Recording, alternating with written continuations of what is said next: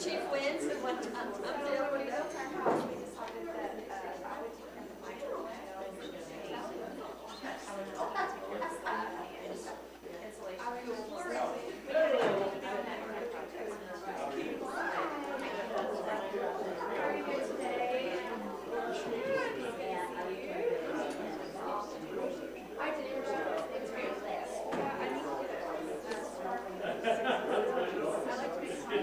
As soon as I take my seat, you can begin. As soon as I take my seat, you can begin.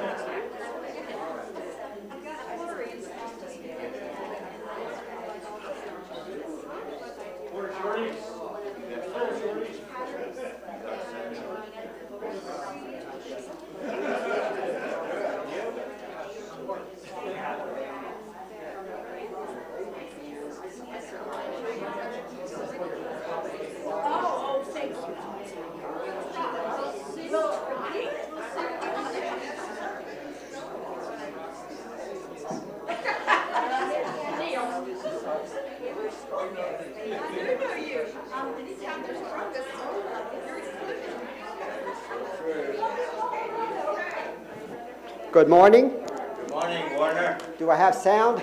You have sound? Can you hear me now? Yes. All right. You can't. I'm up here. Good morning. Good morning to those in the back and good morning to those in the front. Good morning to any visitors. This is December, the month when we have people visiting elsewhere, and the month where we have visitors. So welcome to all of you here, all of you at home on Zoom, and all of you at home or wherever you be on YouTube. You can watch whenever, so it may not be morning. All right, and this morning we have heat in the building. Hallelujah. Isn't that wonderful? Yes. And we have snowflakes in the sky. This is the beginning of a new quarter, winter quarter. All right. So we're starting a new study, faith that pleases God. Faith that pleases God. So that's what we'll be having. Let me get the thing here. Hopefully this works. So the way ahead. What are we going to be studying this quarter? I'll be teaching December and February, and then Gordon will be teaching January. So here's what we're doing in December, Profiles in Faith. Today is Ruth, next week David, then Family of Faith, Expectant Mothers Plural, Elizabeth and Mary, and Faith of the Wise Man. You can see the path we're taking here, where we end up. The lineage of the Christ here. Ruth and David, of course, are in the lineage there, both in Matthew. And then the third week, we're going to be studying some passages that we usually skip. You know, you're doing a Bible study and you come to, okay, you can look at that. We don't have time to cover that. You look at that on your own. But we're going to actually look at a genealogy in depth. Isn't that interesting? Say yes. Yes. Yes. Absolutely. So if you're not here, you can watch it on Zoom. Expectant Mother's Faith, of course, Elizabeth and Mary. And then those wise men. Of course, they come sometime after the birth. Remember our Christmas plays, we'd have the shepherds there, and then the wise men would come, and the shepherds had to get out of the way, and they came to the manger. And of course, that's not the correct chronology. So, January, faith and righteousness. What is faith without Hebrews 11, right? You got to have that. Faith and trust.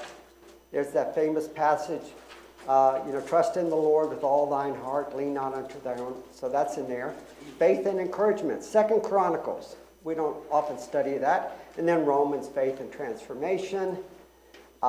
Faith in the power of God. Faith in the fiery furnace. Daniel and the lion's death. And then faith in God's purpose. Habakkuk. To be honest with you, in about 10 seconds, I can tell you all I know about Habakkuk. So there's some learning to do. All right, the faith of Ruth. Last week we had that nice fall scene. We got a winter scene now. Here's a passage. Here's our might say our key text for the quarter.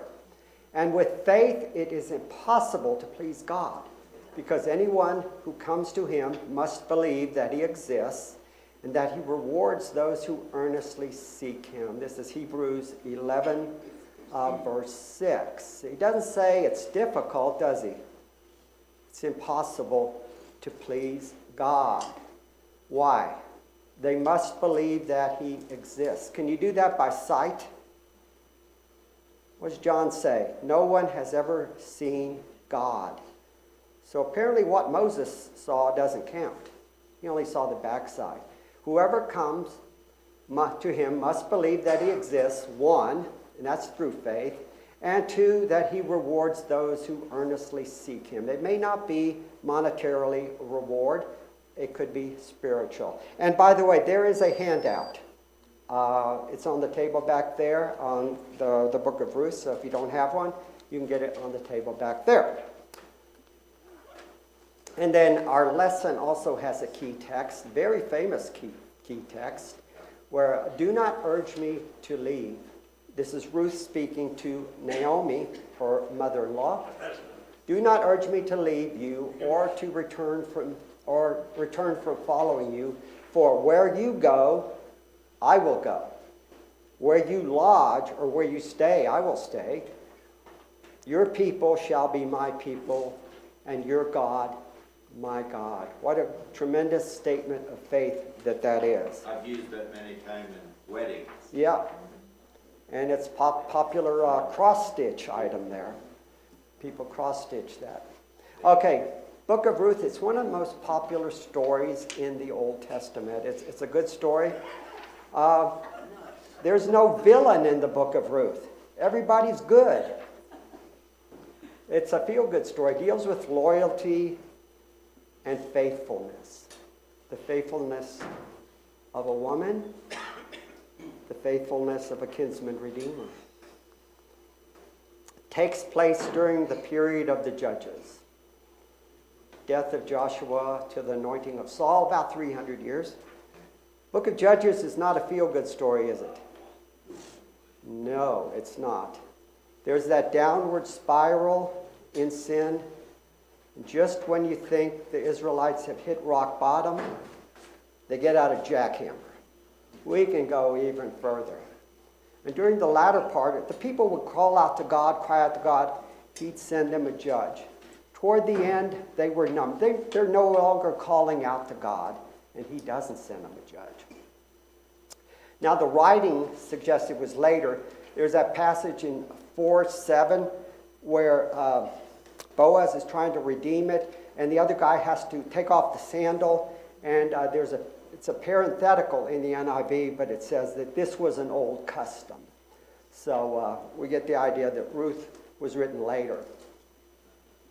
Authors unknown, some suggest Samuel, Jewish tradition, some Nathan, who's the prophet during the time of David, and some the post-exile period. Samuel, I think, is too early. He mentions Samuel did anoint David, but Samuel wouldn't have known what kind of king David was going to be. God told Samuel to anoint Saul. That didn't work out well, so maybe David won't be any better as far as Samuel knew. For the post-exile, it may have been written because Moabites really get a bad rap in Ezra and Nehemiah. They married Moabites, people couldn't even speak the language, that sort of thing. So this suggests, Ruth, a Moabite, so not all Moabite women were bad. Also offsets the bad reputation. Bethlehem does not come out well in the book of Judges. Toward those last 5 chapters, a man from Bethlehem leaving, that's when all the bad things start happening. Book of Ruth is one of the 5 books of the Megillah, the 5 scrolls, and it's read during Pentecost season because it takes place during the barley harvest. Okay, it's the only Old Testament book named after a non-Israelite. It's not the only book named after a woman. There's another one, right? Esther. But she was an Israelite. Language is clear and easy. It's an easy book to read. There's no transubstantiation, propitiation. There's none of those words in there. The hardest word is kinsman redeemer. And it's actually one of the first books read by Hebrew students because it's so easy to read. Over half the book is dialogue. People speaking to people. You know, that's not thus said the Lord and then it's Lord Mon. This is people speaking to people. Dialogue between women. What's so unusual about that? Women speak to women all the time, don't they? What about in the Bible? Can you think of any? Hagar never speaks to Sarah. Sarah never speaks. There's one other in the Old Testament. 2 verses. Leah asks Rachel for some mandrakes. That's it. New Testament, Mary and Elizabeth. Yeah. Martha and Mary. Martha's busy cooking, getting everything. She wants Mary to help. Instead of saying, Mary, could you please help me? Martha asks Jesus to tell Mary to help. They don't even speak to each other. Passive-aggressive. Huh? Passive-aggressive. Yeah. Poor Martha. Now, God, I think, acts throughout the book, but there's 2 specific places where God acts in the book of Ruth. One in chapter 1 and the other one chapter 4. When Naomi hears in Moab that the Lord had come to the aid of his people, he had visited his people and provides food for them. That's when she returns. And the second is in the 4th chapter. Boaz takes Ruth, she becomes his wife, then he went into her. And the Lord enabled her to conceive. So these are the 2 passages. Divisions. Ruth is in the way that we put the Old Testament. It's in the books of history. Follows Judges. And this, the way that this is set up, follows the Septuagint, not the Hebrew. So these books ordered according to the way they were in the Septuagint. In Hebrew, it's not in history. Ruth is in the 5 scrolls of the Megillot. These are called the 5 scrolls because they were read during feasts, Song of Songs during Passover, Ruth during Pentecost, Esther during Purim, and Ecclesiastes was read during the Feast of Tabernacles. So what about this time of the Judges? Anyone recognize that? Oh, yes. In those days, Israel had no king. Everyone did as they saw fit. Why doesn't it say in those days Israel had no judge? Because they didn't. They stopped. Samson was the last judge, and then we have to go all the way in the book of Judges, and then we have to go all the way to Eli to get the next judge. Everyone did as they saw fit. So the idea here is maybe people would act better if they had a king. They didn't, though. And it appears 4 times in the book of Judges, beginning with Judges 17:6. And that's when that man, that Levite, leaves Bethlehem and goes to another area. And that's when all the bad things happen. Tragedies have a before, a during, and an after. And the important thing is, how do you behave during the during? We think about Job and his 3 friends. When tragedy strikes, we might quite, well, is God doing this to me? The 3 friends said, Job, you must have been doing something wrong and God is punishing you. And he's punishing you. He took your children. He took your crops. He took your livestock. But these can be inspirational. We read in the Bible that bad things can happen to good people. And unfortunately, good things can happen to bad people. And we wonder why. Why, oh Lord, do the wicked thrive and the righteous get punished?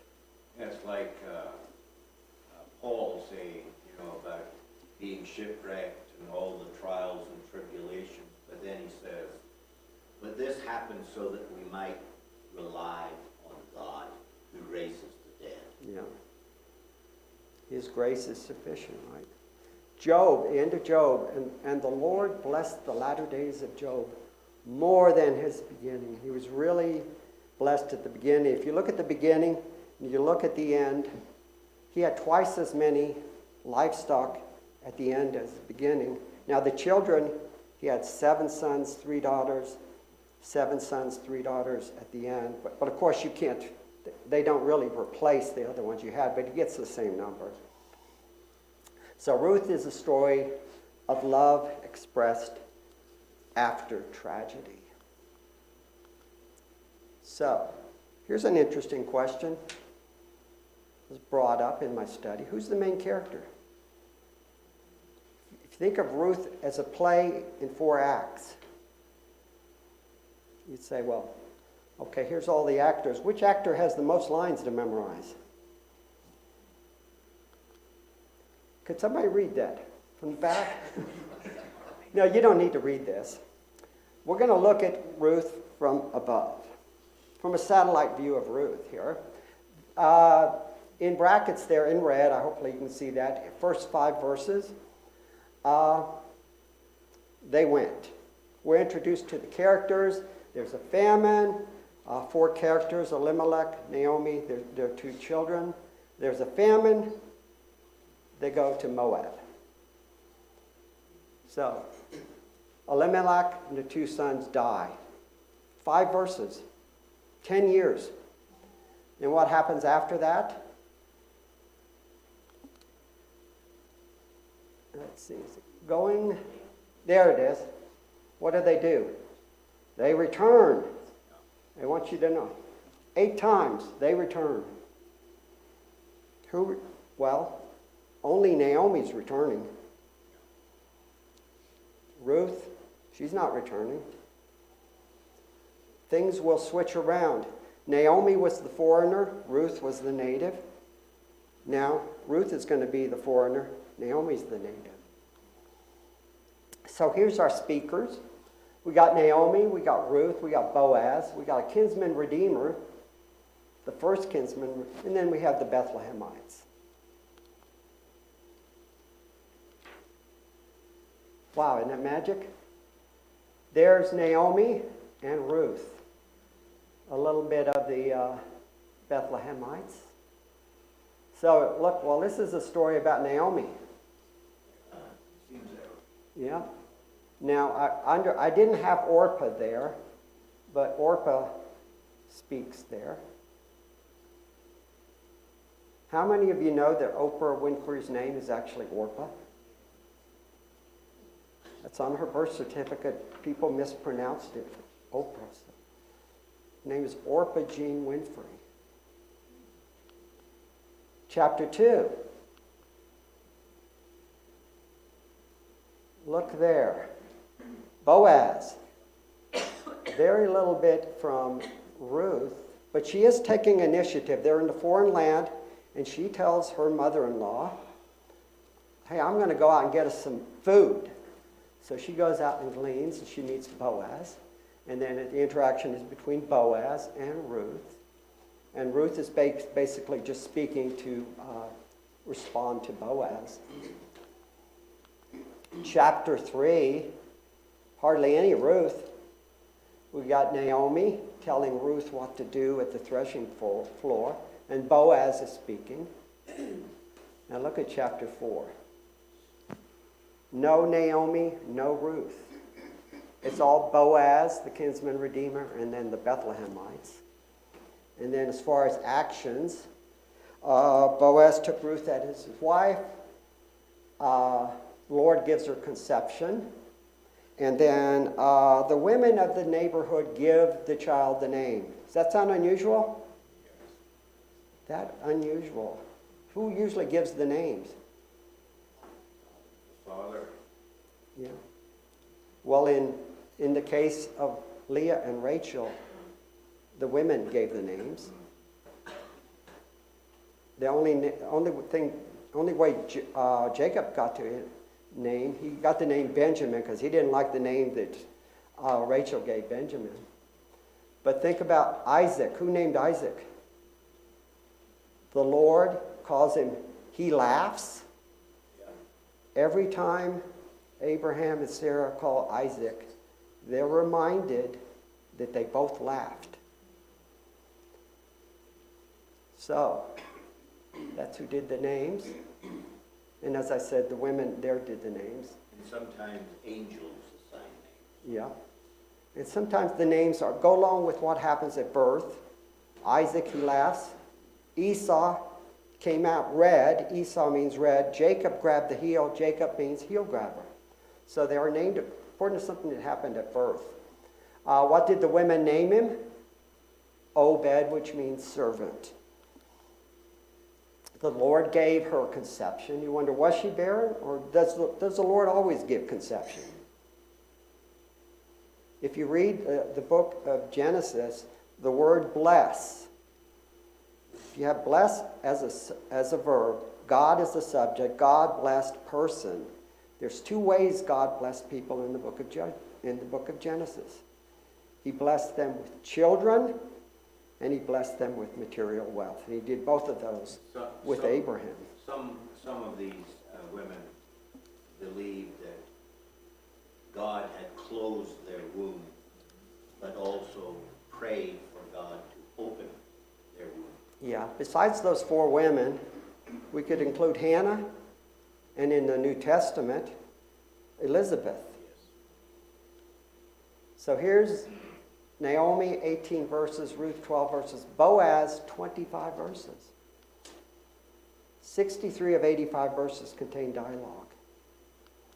Okay, let's look at this. Imagine you're reading your Bible, you've just finished Judges. You're relieved, okay. We got rid of all this bad stuff in the book of Judges. Now, in the days when the judges ruled, there was a famine in the land, and a man from Bethlehem in Judah, together with his wife and his two sons, went to live for a while in the country in the land of Moab. And you're thinking, oh, no, not again. Not again. You remember this?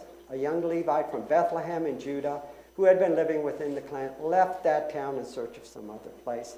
And that's when all the bad things started happening. That's when we get, everybody did what they wanted. They didn't have a king. But there's a pleasant surprise. This isn't the way Ruth turns out. So there's this family. They leave. They leave the land. And the man's name was Elimelech. We'll get into what these names mean. It's really important in this book. His name was Elimelech. He has a wife whose name is Naomi. And the names of their two sons were Malon and Chilion. They were Ephrathites from Bethlehem in Judah, and they went to Moab and lived there. So they are sojourning there. There is a famine in the land. When there's a famine in the land, where did they usually go? Where? They went to Egypt, right? The breadbasket. That's where you go. That's where Abraham went. That's where Jacob went, followed. And if the King Herod is trying to kill your son, where do you go? Egypt. It's a place of refuge. But they end up going to Moab. Why is that? We're not told. Now Elimelech, who was Naomi's husband, died. She was left with her two sons.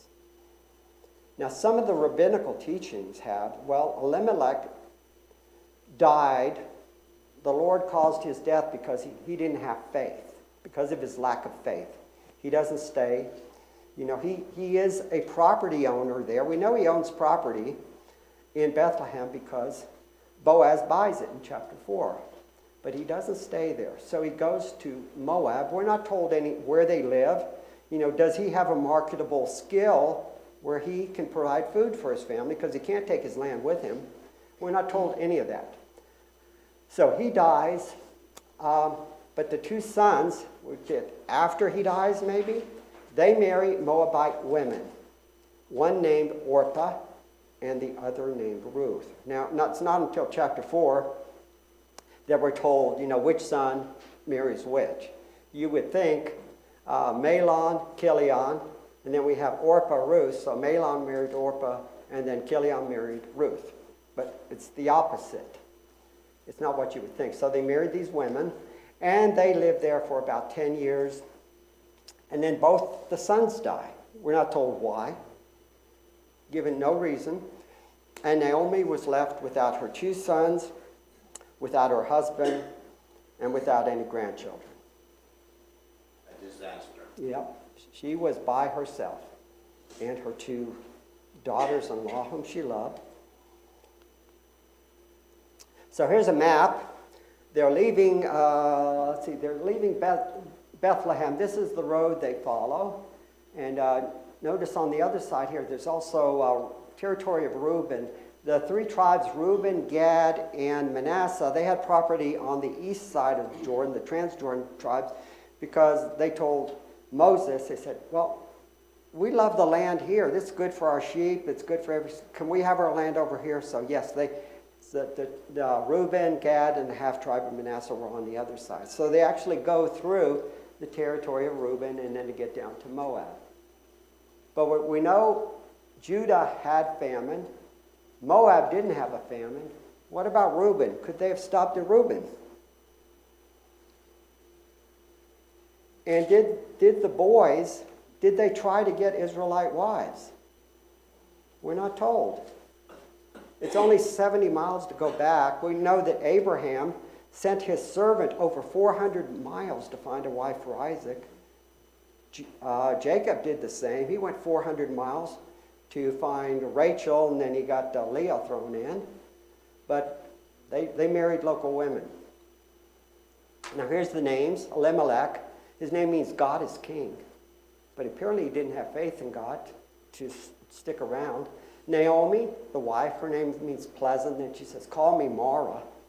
But the writer of the book never does that. No. And then, which means bitter.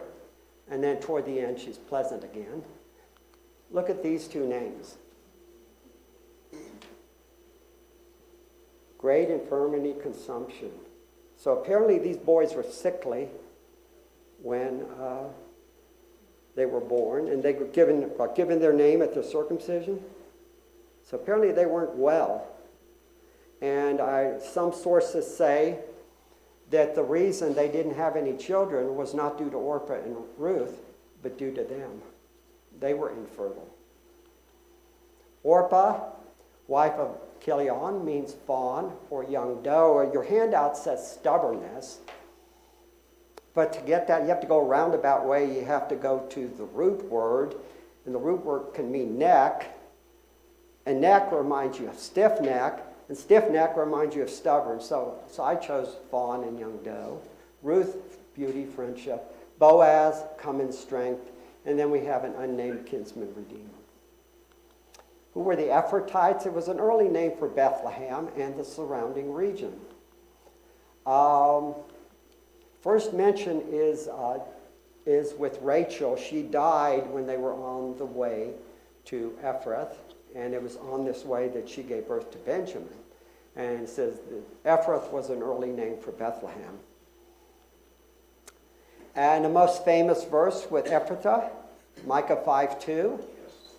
But you, Bethlehem, Ephratah, we have this in the book of Matthew. It's quoted there where the wise men come and ask Herod, who's the king of the Jews? And then Herod asks, the scholars, where is he going to be born? And they quote this verse. And 1 Chronicles 4, this is a genealogy. Penuel was the father of Gedar, Ezra the father of Hushah. These were descendants of Hur. Hur was the firstborn of Ephrathah and the father of Bethlehem. So these were names. Famine, everyone knows. Famine is what? Scarcity of food. Crop failure. Yeah. Now, some mention, the word famine is now found in Judges. Interesting. Famine, we'll get it, is the word for hunger. There was hunger in the land. If one person is hungry, it's hunger. If 2 are hungry. But if the whole community is hungry, it's famine. So during the time of Gideon, before the time, the Midianites and the Amalekites came and destroyed all the crops. So if they didn't have any crops, that would be a famine for them. So that's why some say it happened during the time of Gideon. Hebrew word for famine is hunger. Bethlehem comes from house or household. And lahem can mean bread or food. So house of bread, house of food, house of pancakes. Anyone? And Bethlehem, it's typically called Bethlehem in Judah because there was a Bethlehem in Zebulun. So it distinguishes between the two Bethlehems. So, here's a what do you think? What circumstances would entice you to start your life over away from home? Where's home? Home is where the heart is. It's interesting. In about the 1980s, I saw a magazine at work, and the title story was, Home is Where the Computer Is. In the 1980s, there was an article that's saying computers are getting cheaper and smaller. The time will likely come when people will have a computer in their home. Can you imagine that? Now you've got one in your pocket. Yeah. And now, PowerPoint, right? So what circumstances would entice you? Statistics say that average person moves 11.7 times in their lifetime. Believe that? If you're in the military, you'd believe that, wouldn't you? Average move for upsizing or downsizing their home. You have children, you need more room. Children go away, less room. Job relocation. You get married, or you retire. You retire from the military. You retired from the military in Minot, North Dakota. You probably don't want to live there. So you go somewhere and change neighborhoods. Maybe you got children. You want your children to go in a better school. So those are the type of reasons. Can you think of any other reasons? Going to a state that has no personal income tax. Yes, yes. Warmer climate. Warmer climate. Yep. A lot of reasons. Crime. Less crime. Yeah, a lot of people moved out of Portland, San Francisco. You know, Losing they just. family. What's that? Losing family. Yeah, losing family. You want to be with your family. What faith challenges and opportunities for growth could you anticipate experiencing? You know, faith challenging. Utah is really a beautiful state, but if you move there, good luck finding a Church of Christ. You know. Okay, women, you know, as their husbands died, or if they lose all their male family members, you know, they have a hard time, reduced poverty. But God gave his people instructions for taking care of widows and orphan children. They're in Deuteronomy. Of course, Acts chapter 6, taking care of the Grecian widows, and then Paul talks to Timothy about taking care of widows. So, when Naomi hears in Moab that the Lord had come to the aid of his people, she says, okay, it's time to go back. It's been 10 years they've been away. He's provided food for them. It's time of the barley harvest. So Naomi and her daughters-in-law prepared to return home from there. Naomi's returning home. They're not returning home. They're already home. So they're going on a trip. So with her 2 daughters, she left the place where she had been living and set on the road that would take them back to the land of Judah. They go back up through the territory of Reuben and cross the river and go on over there. So it looks like she's making the trip back with both of her daughters-in-law. She sets off on the road. But then apparently she changes her mind. What happened? We don't know. Then Naomi says to her 2 daughters-in-law, go back, each of you, to your mother's house. May the Lord show kindness to you as you have shown kindness to me. May the Lord grant that each of you will find rest in the home of another husband. So, she does believe that even if they stay here in Moab, the Lord will still be with them. The Lord can be with you. The Lord was with his people in Egypt for those 430 years. The Lord can be with you in a foreign territory. So she's wanting them to go back to their mother's home, not father's home. It is believed that they go to their mother's home, and their mother would do her best to find them husbands as opposed to their fathers. So she told them to do that. She expects them to do that, so she kisses them goodbye, and then they weep. They've been living essentially with her, their husband's household. And they said, no, we will go back to your people. Both of them, we will go back to your people. So this is the only place where we have Naomi speaking. Naomi, she does not want, she feels that it's best for them to go back home. She says, I'm too old. I can't have other sons. You can't marry them. And even if I have a son today, Ruth and Orpah have been married for 10 years already. So they're late 20s probably. Even if I have a son today, would you wait for them? And by the time her sons are old enough to marry, say 20, they're going to be close to 50. Are they going to be able to have children, when they're in their 50s? Say, would you remain unmarried for them? No, it's better for me than for you, because the Lord's hand has gone out against me. And they wept. Can you imagine Job talking this way? Job never blamed the Lord. Then Orpah kissed her mother-in-law goodbye, but Ruth clung to her. So it sounds like if one of the two is stubborn, it's Ruth, right? She won't leave. But you can be stubborn in a good way, and you can be stubborn in a bad way. So Orpah kissed her mother-in-law, and then Ruth clung. So Ruth has none of this. Now we know that both of them we see from chapter 4, that both of them still have their parents living. So it's not that, Ruth didn't have parents. Ancient custom. Ancient Near East custom. This custom was around long before Moses, long before the law. Childless widow was bound by marriage vows she had taken and still considered part of her husband's family after death. So according to that custom, Ruth and Orpah were part of Naomi's family, not their own family. That's found in Genesis 38. That's with Judah and Tamar. It was the duty of the dead husband's brother to marry his widow and produce an heir for his brother. Now, we're not given the order in which the brothers died. So if Mahlon, the older, would have died first, Ruth would have been a widow, then would Chilion have to also marry Ruth? Tough decision. So this custom, as I said, was in place, long before it was encoded in Israelite law in Deuteronomy 25. And what if the dead husband had no brothers? Okay.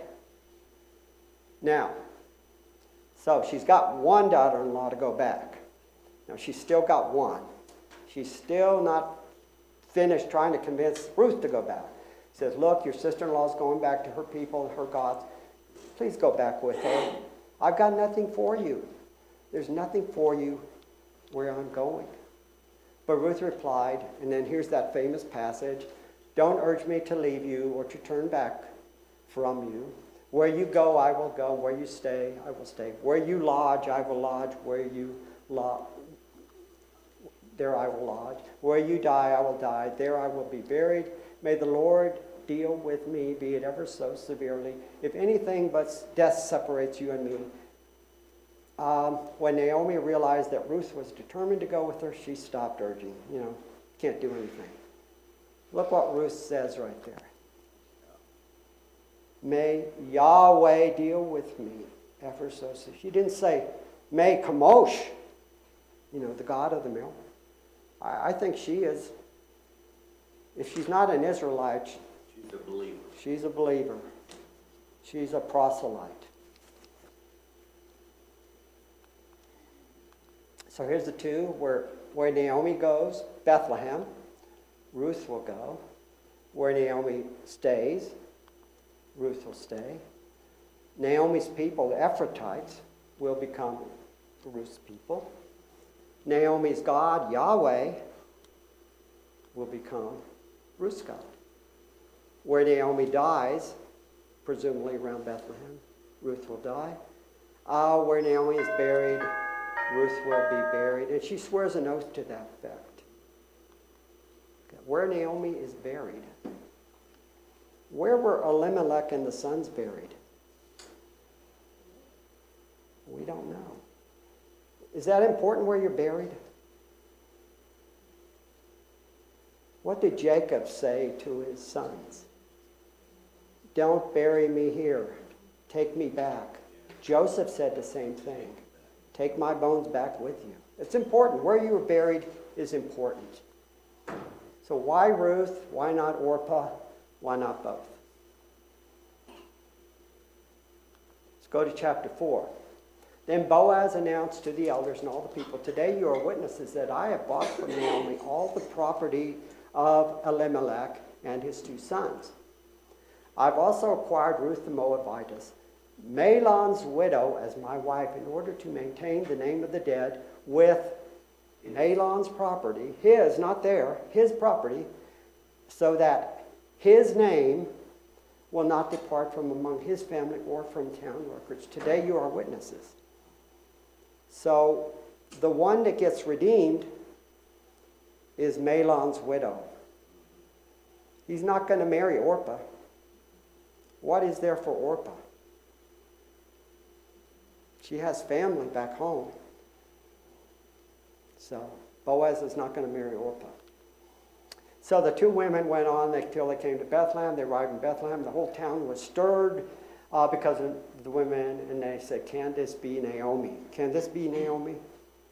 I imagine she has aged quite a bit in those 10 years. She's been through some rough times. Said, don't call me Naomi, call me Mara, because the Almighty, Lord Almighty, El Shaddai, has made my life very bitter. I went away full, but the Lord has brought me back empty. Sometimes chapter 1 is called the emptying of Naomi. Was there a custom of dress for widows when someone like Naomi, that they were in mourning permanently? You know, I don't know if a permanent, there was days, but I read that even a woman who was betrothed, not married yet, still went into mourning when her betrothed died. It was the same as her husband. In fact, they're called husband and wife. Like, Lord has afflicted me, the Almighty has brought misfortune. So she is really having a pity party. Have you ever interpreted God's hand in your life as punishment? Have you said, why me, Lord? What did I do? Why are you punishing me? God says, why not? You know? And sometimes you come out of the punishment better off. Have circumstances since changed your mind? Why or why not? So Naomi returned, accompanied by Ruth the Moabitess. She's called Moabitess quite a bit. The author wants us to know she's a Moabite. They came during the barley harvest. So Ruth's chances of getting married. So it was faith for her to go back. She had some things going against her. She was a Moabite, a foreigner. And there's the passage from Deuteronomy, no Ammonite or Moabite can come into, for 10 generations, well, we're past that, because they didn't meet the Israelites with bread and water, and because they hired Balaam to curse the Israelites. Was she a worshiper of Chemosh? You want to marry this woman? Was she barren? She'd been married 10 years, didn't have any children. Was she barren? So this will be our final slide. Naomi's tragedies left her blaming God for her troubles. We see that several places. Yet in the end, the Lord blesses her through Ruth in maintaining the name of her son, her elder son, Mahlon. The women said to Naomi, praise be the Lord who this day has not left you without a kinsman redeemer. Well, who is this kinsman redeemer? Who is the kinsman redeemer? We think Boaz? May he become famous throughout Israel. He will renew your life and sustain you in your old age. For your daughter-in-law, Ruth, who loves you and is better to you than 7 sons, has given him birth. So who's the kinsman redeemer? Obed is her kinsman redeemer. Obed, father of Jesse. Jesse, father of David. Thought to remember, remain steadfast in your love for the Lord and his people. Next week, the faith of David, we will be reading about a young David who faces a gigantic problem. Any idea who this gigantic problem is? Stay tuned next week. Thanks, Warner. All right. And that's it.